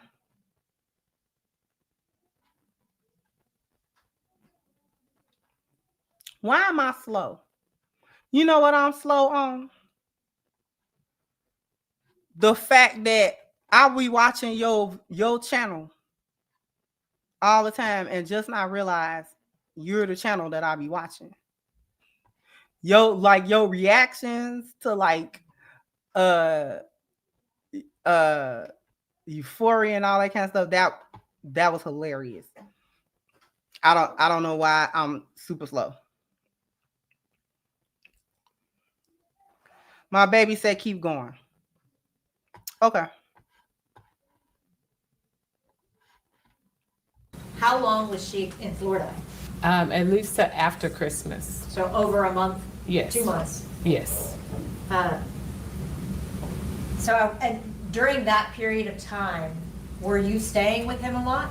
Yes, I stayed probably about 3 or 4 nights with him during that time. And we also went out of the country. Now, I want to talk to you about when y'all would travel together, kind of what you would, or I'm sorry, not when you traveled, the things that y'all would do together. Okay. Travel was one of them, right? Yes. And did you both get interested in bourbon? I did start eventually tasting them. He would always ask me to taste and try to figure out the notes or the different contents of them. But it wasn't something that I just enjoyed. What about cigars? Again, I did begin to smoke certain cigars. He picked out one that was better for me than the others that wasn't too strong. Did you go with him to cigar lounges? Yes. Everywhere we traveled, we would find cigar lounges. Did you actually pay his dues to cigar clubs?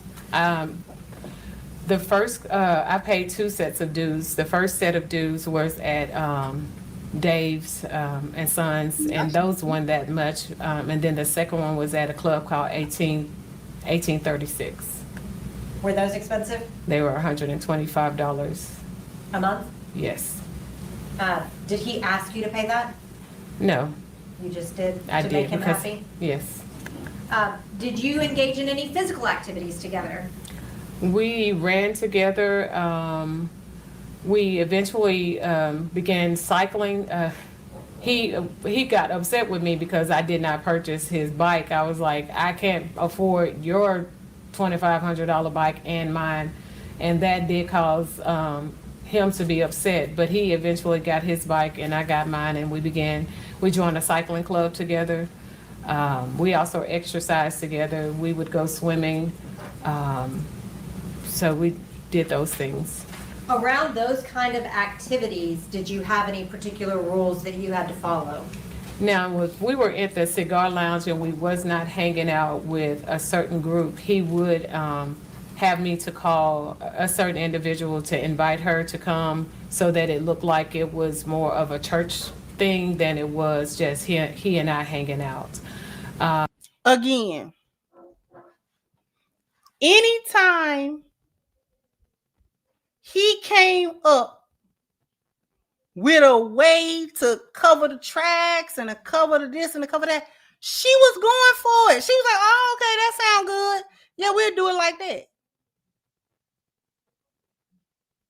Are y'all seeing the pattern here? No matter what, she don't start getting upset until she didn't like how it was going. Since I'm going anyway, we might as well finish it out. He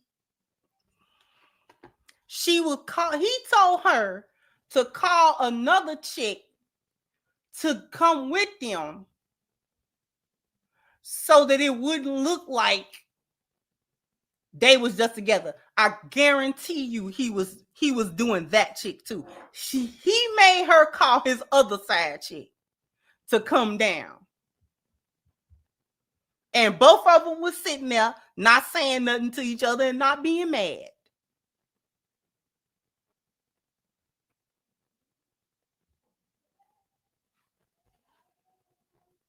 We don't share men. Really. And that was just kind of the case even with the running. It was going to always be somebody from the church, even though they didn't know they were a third party. It was the way of being able for us to still be together, but it not look like it was just us together. It would always be someone from the church. And who made that rule to have somebody else always there? That was him. I want to talk to you now about ethical non-monogamy, okay? Yes. Did Brodus talk to you about ethical non-monogamy? Yes. Was this a lifestyle that he was interested in? Yes. Can you tell the jury what Brodus told you about ethical non-monogamy? What is it? It is where individuals are able to have multiple relationships, but everyone in the relationship must consent. Did Brodus tell you that he had talked to Tabitha about ethical non-monogamy? He did. Did he tell you that Tabitha had said she was comfortable with it, but he just hadn't told her about you yet? He said that she had given him permission to be open on his side of the marriage. So she was not allowed to be open on her side. Correct. But he told you that she had given him permission to go outside. Yes. But mind you, the wife that survived the attack and who also testified said she was like, no such thing. That was a lie he told her. I didn't say that. And he ain't talk to me about no dang on ethical. He ain't do none of that. That was a whole side chick. And I did not know he was dealing with her. Because I'm busy being me and being the wife and all that kind of stuff. And I know he do counseling and da-da-da-da-da, so certain things wasn't red flags to her. Even if she might have been suspicious, she know for a fact. And he came and told you a whole song and dance. Beloved, if She know about it, and he's saying, I got these hoes in check. Why didn't he tell her about you?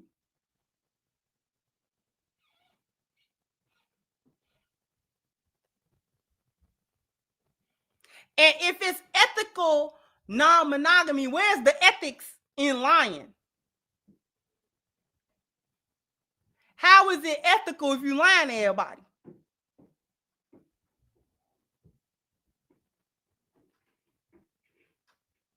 And he still never said he was going to marry you. He never said he was going to make no honesty out of this situation. He was going to try to make, you was right where he needed you to be, and you was happy to be there. You was happy to be there. In whatever space he put you in, that's where you wanted to be. And you was good with that.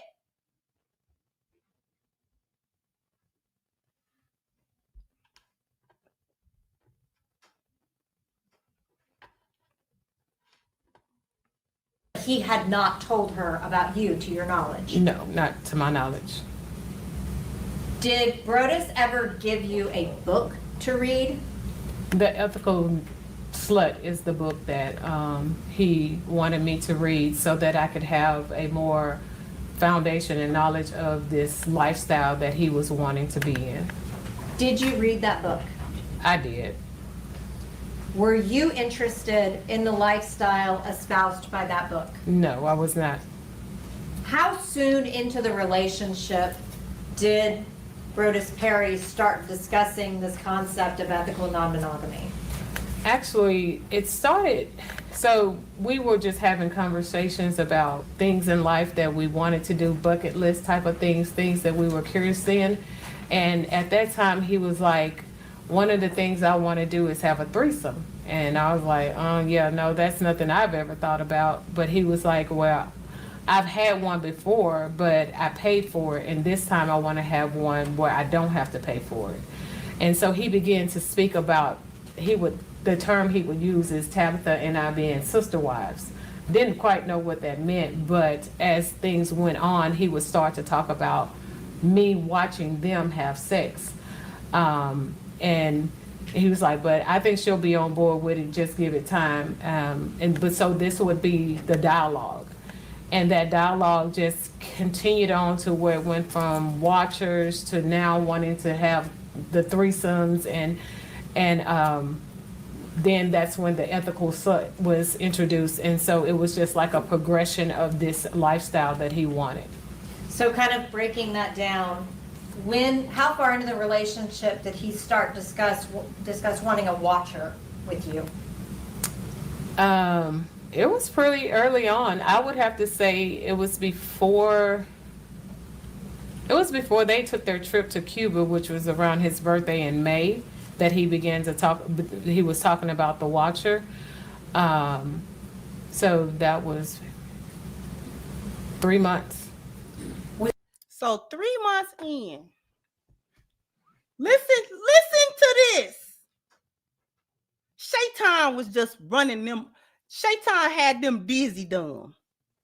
Shaitan just had them like a fiddle, and they was dancing every jig he played. They was just dancing and laughing because 3 months in,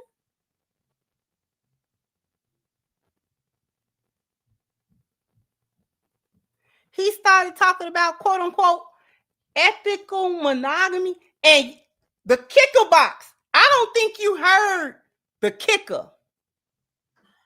I don't think y'all heard the kicker. She didn't like it.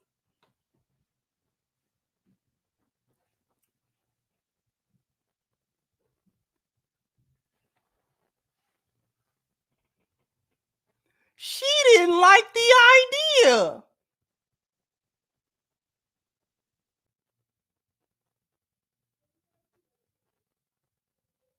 She didn't like,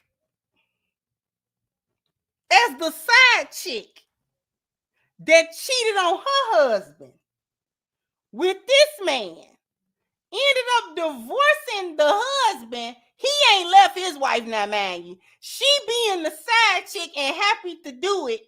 And then when he started talking about he want another woman involved, she doesn't like it.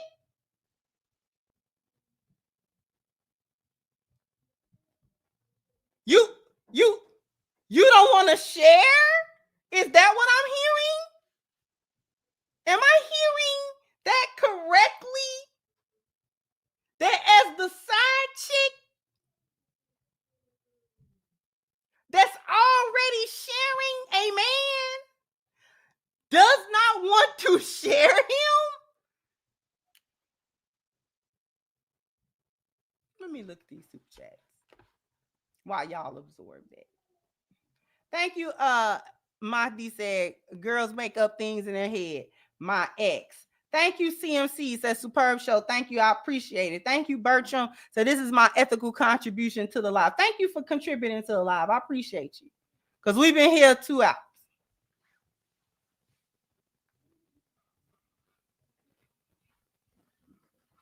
You don't like the concept. You don't like the concept of sharing a man as the side chick. I'm going to leave you with that because the rabbit hole goes a lot deeper. So I'm going to leave you with that little tidbit. Omida says he needs to book, or she needs to book I'm sorry. Now I'm a little bit confused. Needs to book a one-on-one with me. This is how you do that. This is how you do it. You go here.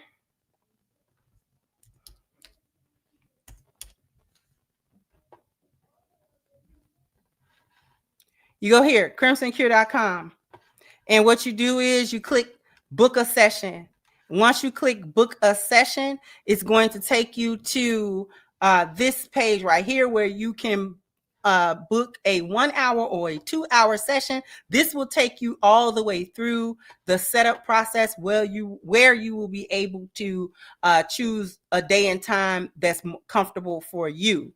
Okay. While you're on crimsoncure.com, don't forget to pick up your copy of Reclaiming the Black Feminine. All you have to do is click the buy now button, takes you through PayPal, quick and simple and easy. Okay. And that is how you book a session, and that is how you purchase a book. We're going to leave this for part 2. All right. So jump down in the comment section. Let me know what you think. Like, share, subscribe to the channel if you have not. Once again, I'm your host, The Crimson Cure, and this was my perspective. Bye-bye, Crimsonites.